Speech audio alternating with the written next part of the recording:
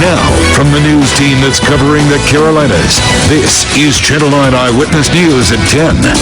Dhe një udhëheqës të ardhshëm potencial, që ata thonë se mund të sjellë ndryshime demokratike. Sara Robinson ka më shumë nga një tubim i mbajtur jashtë Kapitolit. Ka kaluar një javë që kur u vra lideri supremi i Iranit dhe tani qindra irano-amerikan po mblidhen këtu në kryeqytetin e vendit, duke kërkuar një ndryshim regjimi dhe që ligjvënësit të mbështesin një plan qeveritar të përkohshëm.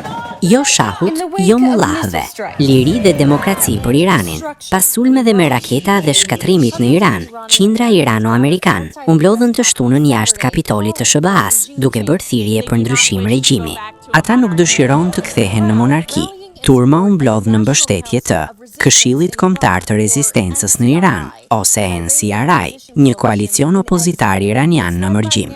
Ai udhëheqet nga Meriam Rajavi, një figurë e njohur e opozitës që ka bërë thirrje për zëvendësimin e qeverisë teokratike të Iranit me një republikë demokratike.